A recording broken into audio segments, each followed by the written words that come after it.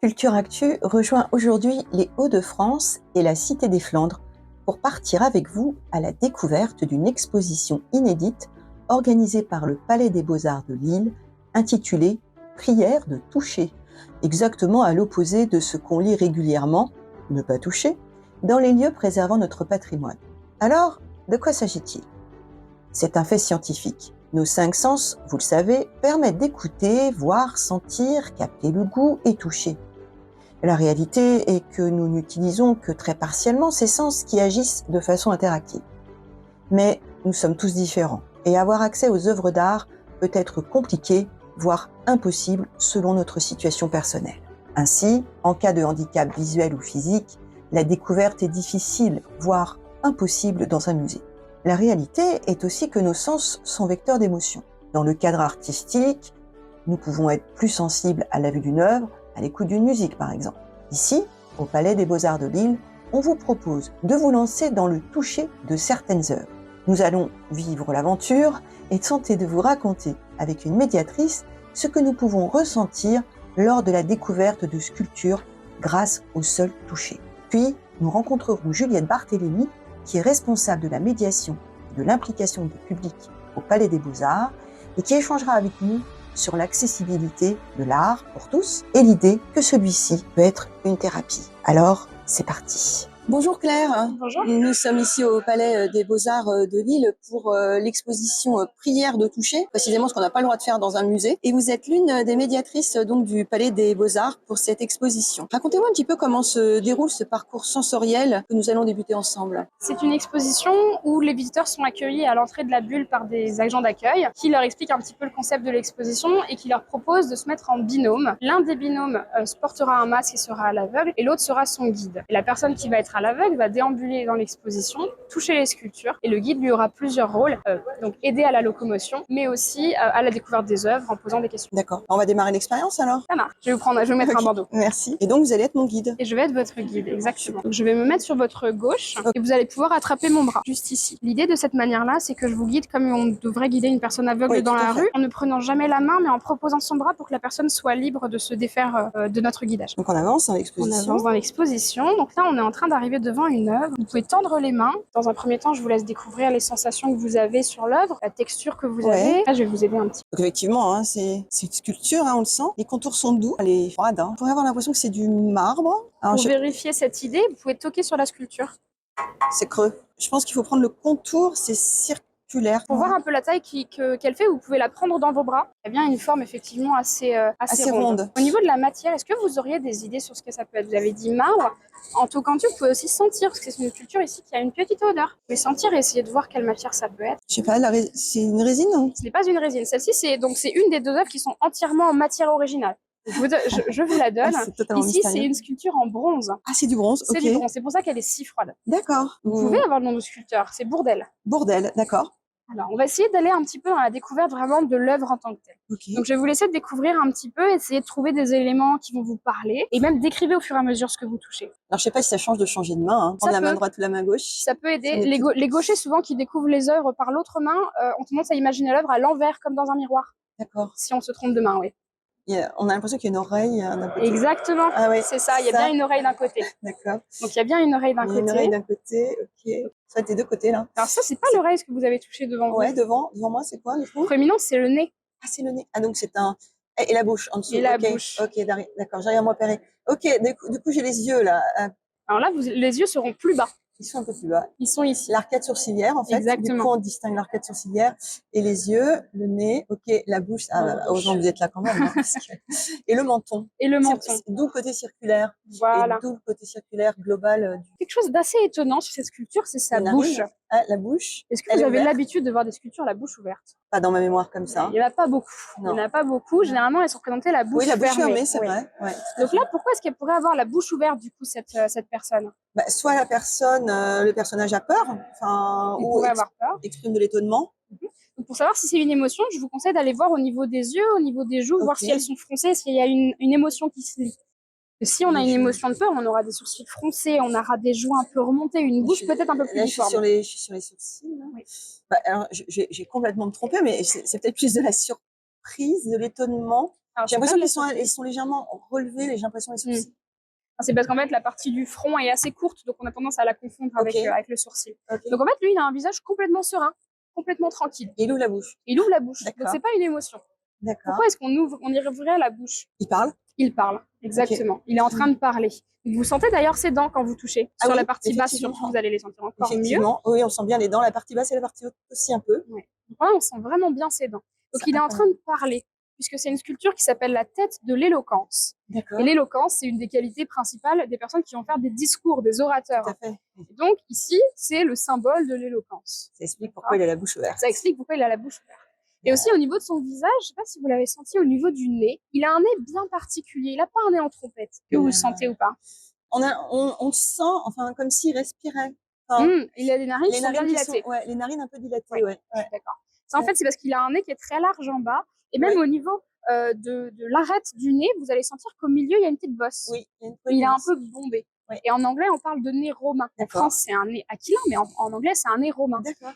Et en fait, ce personnage, vous le verrez tout à l'heure, il a un profil vraiment de personne de l'Antiquité. Un peu comme Cicéron, un des grands orateurs de l'Antiquité. Oui. C'est l'influence que le sculpteur a voulu passer ici. Formidable. Mais écoutez, dès que vous êtes prête, vous pouvez enlever le masque ou vous pouvez garder la surprise. Ah oui, Voilà. effectivement. Alors, est-ce qu'il ressemble à ce que vous imaginez? Non. Non, c'est normal. Vous Non, imaginez non. de quelle couleur d'ailleurs? Blanc. Oui. Enfin, voilà. Mais parce que je suis voyante. Donc, du coup, quand on est voyant, c'est vrai que les statues, en général, on les voit plutôt blanches. Mais effectivement, c'est du bronze. Et là, au fur et à mesure, elle devient polie. À l'origine, elle était entièrement noire. À force d'être touchée, donc vous voyez les éléments touchés, le nez, les joues, la bouche en priorité, on a des accents dorés qui commencent à ressortir. La première étape, moi, généralement, que je conseille, c'est de prendre l'ampleur de la sculpture. C'est ce que je vous ai dit de faire assez rapidement. Prendre l'ampleur de la sculpture, voir la taille qu'elle fait, pour déjà essayer de situer. Ensuite, la matière, les sensations, donc vraiment être à l'écoute de ce qu'on touche dans ses mains. Et ensuite, on va du général au particulier sur la découverte. Donc le nez était général, la bouche devient un détail. Et comment ça se passe justement avec les personnes déficientes visuelles ou non voyantes? Est-ce qu'elles repèrent plus facilement ou est-ce que c'est... Je sais que le toucher joue énormément. Du coup, comment ça se passe? Alors, des personnes avec un handicap visuel que j'ai côtoyées dans l'exposition, il y a une facilité à la découverte tactile. Mais c'est les quelques-uns que j'ai eus. Après, il y en a sûrement différemment. Bien sûr. Mais généralement, les visages, c'est plus simple. Parce que donc, ces personnes-là m'avaient expliqué qu'elles-mêmes touchaient déjà les visages des personnes pour imaginer leur visage. Donc déjà, c'est quelque chose qui est familier. Et aussi, il y a une finesse au niveau des doigts, mais je ne pense pas que ce soit quelque chose de physique. Je pense que c'est surtout il y a une attention plus forte chez les personnes avec un handicap visuel à ce qu'elles touchent et à ce qu'elles ressentent. Et il y a une finesse dans ce qu'elles touchent. Par exemple, vous, si vous touchez le bout de vos doigts, est-ce que vous allez sentir vos empreintes digitales? Non. Non. Une personne aveugle ou bien une personne qui a fait du yoga des mains avant, elle va réussir à le sentir. Donc c'est une question d'éducation et aussi une question d'éducation à... quand je touche des petits traits, qu'est-ce que c'est? Est-ce que c'est des cheveux, des poils ou des plumes? Nous, on le découvre sur cette exposition, alors que eux, ils l'ont déjà découvert en découvrant d'autres sculptures. Merci beaucoup. Merci beaucoup pour cette visite. De rien. Merci.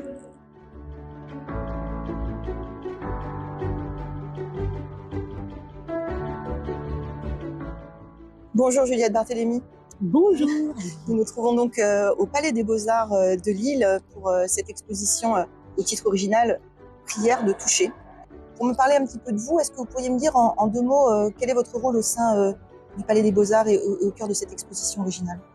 En tout cas, en fait, je suis chef de la médiation et de l'implication des publics, qui est un service qui est dédié justement au public et qui s'interroge sur la meilleure manière de permettre au public d'accéder à l'œuvre d'art et puis de la comprendre, de la ressentir ou de la comprendre. Comment est née cette exposition qui est très singulière? Elle est née au musée de Fabre de Montpellier. Ça, c'est vraiment eux qui ont été à l'origine de la conception de l'exposition. Et ils l'ont conçue avec des personnes non et malvoyantes. Donc, dès le début, il y a un comité de personnes. Ce comité va participer à la réalisation de l'exposition, à la fabrication des outils de médiation qui y sont associés. Et ensuite, on fait partie d'un réseau tous de musée français-américain qui s'appelle le Frame. Et donc, on est allé voir cette exposition et Montpellier nous a dit, mais est-ce que vous auriez envie de l'accueillir chez vous? Donc, c'est Lyon qui l'a accueilli, ensuite Rouen, et puis Lille, et ça ira à Bordeaux, à Nantes et peut-être même à Nancy. D'accord. C'est une exposition donc qui est itinérante, hein, c'est ce que j'avais lu. Comment s'est fait justement le choix des œuvres, même si le musée Fabre a participé? Alors, au départ, la version du musée Fabre comportait des œuvres de leur musée, bien évidemment, et des œuvres du Louvre, des moulages du Louvre, puisque c'était une collaboration aussi avec le Louvre.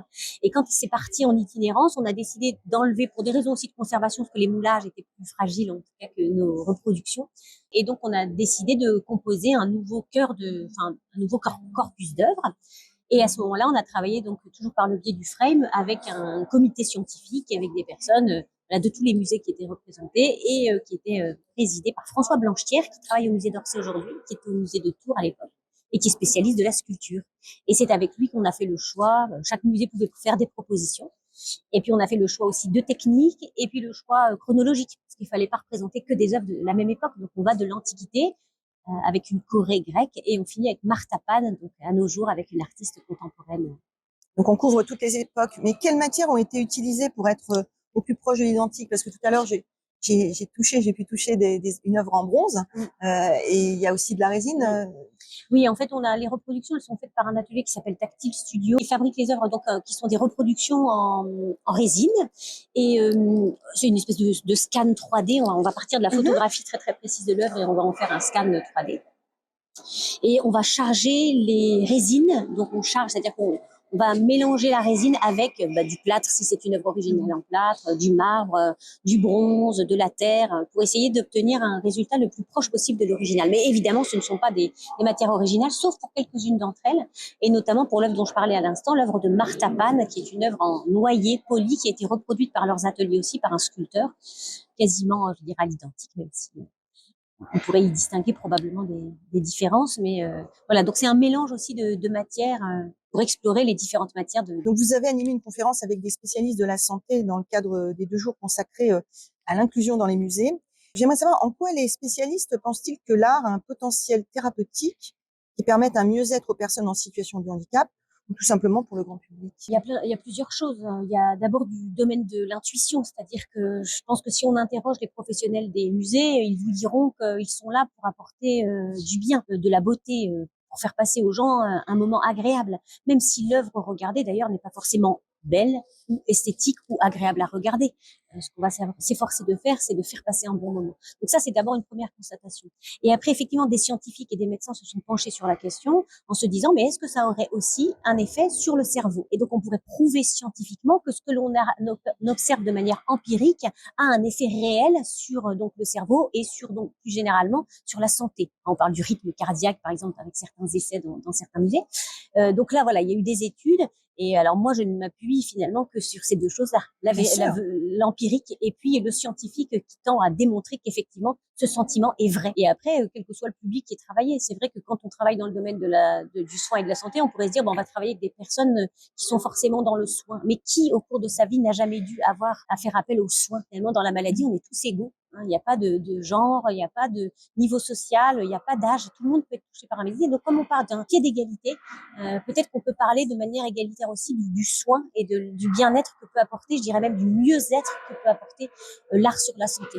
En partant du constat, quand on dit mieux-être, qu'on n'était pas forcément au top au moment où on a commencé l'expérience et où on en sort un peu mieux. Mais c'est vrai aussi que le toucher, c'est un des sens qui n'est pas tellement utilisé. Quand on va voir une exposition, d'ailleurs on dit on va voir une exposition, le toucher c'est quand même très particulier. C'est un des sens qui est très peu utilisé, alors qui est densifié, augmenté par les personnes qui ont des difficultés visuelles. Mais en général, pour tout à chacun, on est toujours orienté par la vue. Oui. Alors après, dans les musées, c'est un peu particulier. On va mettre en place des expositions ou des expériences dédiées aux personnes non-voyantes en cherchant justement à travailler sur des reproductions, en allant chercher des moulages, etc. Mais je dirais que cette expérience de prière de toucher, elle va au-delà juste de permettre de toucher. L'objectif, ça n'est pas que l'on puisse tout toucher dans les musées, de dire que c'est la seule solution pour découvrir les œuvres. L'objectif, c'est d'essayer de faire démontrer et aux particuliers, et au public, et aux visiteurs, et aux professionnels de musée qu'il est possible d'avoir plusieurs regards. Et j'utilise volontairement le terme de regard. Même une personne qui est non-voyante a son propre regard sur l'œuvre. S'il passe par le toucher, on peut aussi passer par les autres sens et découvrir par l'odorat. Et c'est donc, au-delà de tout ça, de se donner l'autorisation de ressentir une œuvre par son propre canal, sans même parfois être influencé par le canal qui est celui du musée, qui est celui du cartel, qui est celui de la description, de tout ce que le musée nous donne à disposition. Il y a tout ça, mais il y a aussi soi, comment on se positionne par rapport à elle, comment on la ressent. Et c'est cette expérience qui est intéressante, je trouve. Et et peut-être, aussi de mieux comprendre le potentiel créatif de celui qui a créé l'œuvre. Alors peut-être, c'est vrai que peut-être que quand on se met à sa place, on a encore plus conscience de la difficulté ou du génie qu'il faut avoir pour créer. En même temps, je pense pas que ce soit quelque chose qui pose problème aux visiteurs. Quand ils viennent, quand vous leur demandez s'ils aiment ou pas une œuvre, je parle pas des visiteurs qui sont habitués, mais on travaille beaucoup avec des visiteurs qui viennent pour la première fois ou des enfants, par exemple, qui ont Mmh. peut-être moins la connaissance, on pourrait dire, de l'œuvre d'art. Eh bien, quand on leur demande une œuvre s'ils aiment ou pas, ils vont vous dire, ils vont avoir du mal à dire qu'ils n'aiment pas. Parce que ils se disent c'est dans un musée donc c'est pas j'ai pas le droit de dire que c'est pas beau hein, si Ouais, forcément c'est si c'est vrai, là c'est que c'est qu'il y a une c'est raison. voilà il y a une raison et j'ai pas de bien la comprendre et donc par contre ils vont vous dire alors c'est pas tellement mon style mais par contre la technique elle est impressionnante donc en fait cette admiration je dirais pour celui qui sait tenir un crayon et ça tout le monde sait le faire mais qui sait en faire quelque chose de on va dire beau ou en tout cas de qui ressemble, qui est d'où émane quelque chose de sensible, eh bien ça, ça fascine un peu tout le monde. Donc je pense pas que ce soit la dextérité qu'on ait besoin dont on ait besoin de parler là. Euh, Encore une fois, ce qui est le plus important au-delà de la technique, c'est de faire comprendre que il peut y avoir chez l'artiste une volonté. Je pense que les spécialistes le disent souvent. Les artistes ne travaillent pas pour les historiens de l'art.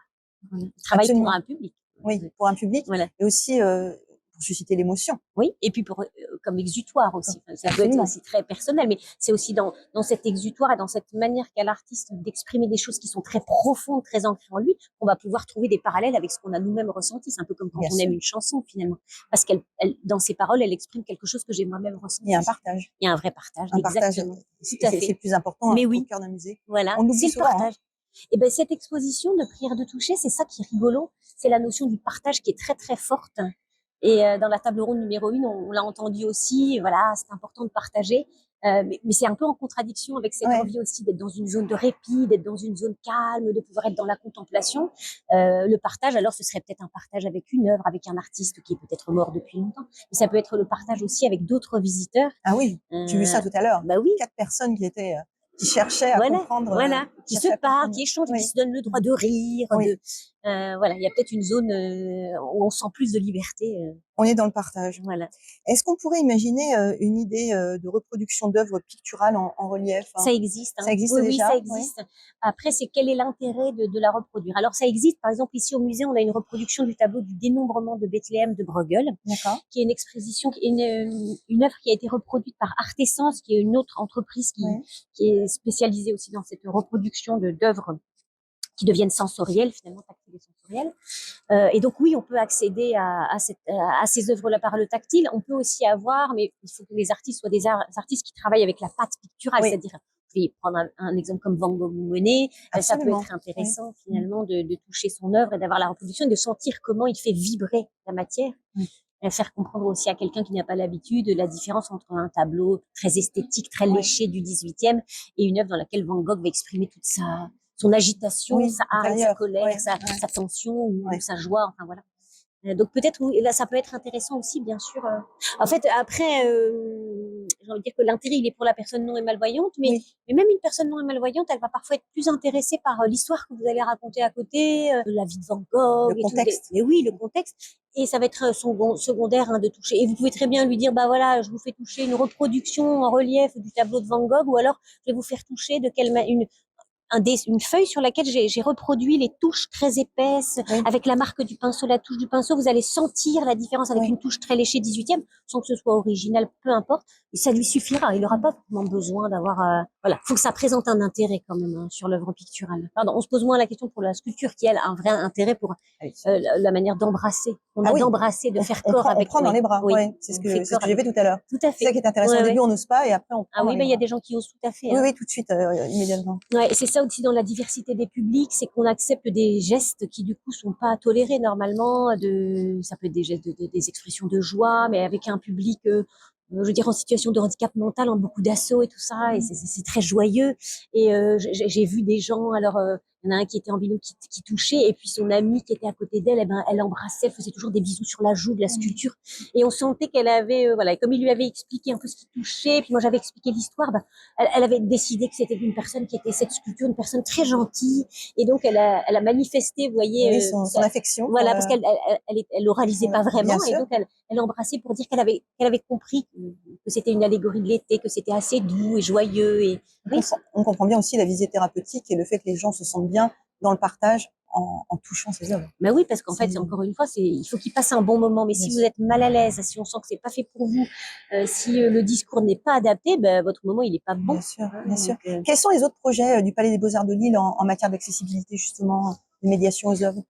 déjà, quand on a travaillé cette expo, on s'est dit qu'on pouvait pas faire ça uniquement pendant 4 mois et demi et ne pas permettre une prolongation de l'expérience D'accord. tactile dans nos collections permanentes. Donc, on a aussi installé 4 dispositifs tactiles sur la technique de la sculpture dans la galerie de sculpture, D'accord. qui sont aussi des dispositifs donc tactiles où on comprend les 4 étapes, 4 des nombreuses étapes de fabrication Oui, d'une de œuvre, création. marbre, plâtre, etc. Donc ça, c'était déjà quelque chose. C'est aussi en braille. Enfin, voilà, c'est un outil qui est en audio, donc ça permet de vraiment avoir ce prolongement.